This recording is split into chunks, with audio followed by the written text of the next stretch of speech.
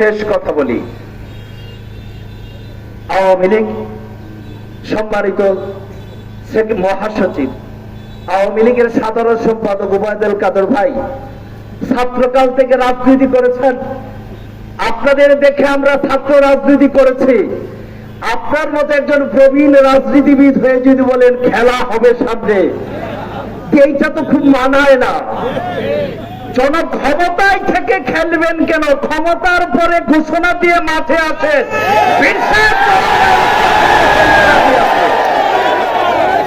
যারা 14 বছরে ছিল না, মামলা হামলা তাত্তানির জন্য তারা নিয়োগ করছে।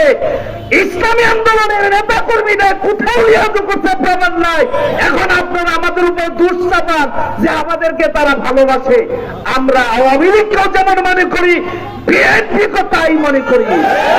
দেশের সমতামত আত্মসাতের জন্য কে ফার্স্ট কে সেকেন্ড তা বলা যাবে না।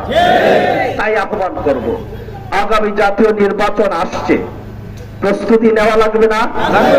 পরীক্ষার রাত্রে পড়েন, আগেও বলা লাগে। আমিরের পক্ষতে যদি ঘোষণা আসে মুখরে প্রার্থী দিলাম, রাজি মানতে বিজীবন দিব ইনশাল্লাহ। না ইউনিয়ন কাউন্সিলের মতো অবস্থা এবারে যেরকম হয়েছে এরকম হবে। আমি আহ্বান করে শেষ করতে চাই, খেলার মধ্যে খেলতে নেমেছি, খেলবো ইনশাআল্লাহ। আর এই খেলা ক্ষমতার মসনদে দেওয়ার জন্য নয়, ইসলামকে বিজয় করার জন্য, ইসলামকে ক্ষমতা গ্রহণের জন্য। এই জন্য স্বাধীনতার উত্তরের পালাবদলে আপনারা যারা করেছেন, স্বাধীনতার উত্তর প্রমাণ করেছে। বঙ্গবন্ধু শেখ মুজিবের ইন্তেকালের পরে তাদেরও কিছু ছিল না। প্রেসিডেন্ট জিয়াউর রহমান ইন্তেকালের পরেও তার স্থাবর অবস্থাবর সম্পত্তি ছিল না। আজকে দুই দলের প্রধানদের সন্তানদেরকে হাজার হাজার কোটি টাকা আত্মসাৎ তারা করেছে। এই জন্য আত্মসাতের ক্ষেত্র আপনার একরকম, ক্ষমতায় যাওয়ার জন্য, পালাবদলের জন্য আপনারা দেশকে বিক্রি করে দেওয়ার জন্য, মানবতাকে বিক্রি করে দেওয়ার জন্য আপনারা সবাই এক।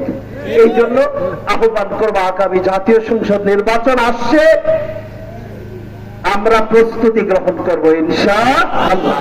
আজকে সুন্দর এবং সফল একটি তৃণমূল সদস্য সম্মেলন করার জন্য উপজেলা নেতৃবৃন্দকে মোবারকবাদ জানিয়ে আমি আমার কথা শেষ করছি।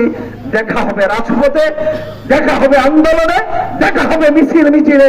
বাতিলের বিরুদ্ধে শাহাদাতের রক্ত দেওয়ার জন্য প্রস্তুত থাকি আমরা ইনশাআল্লাহ।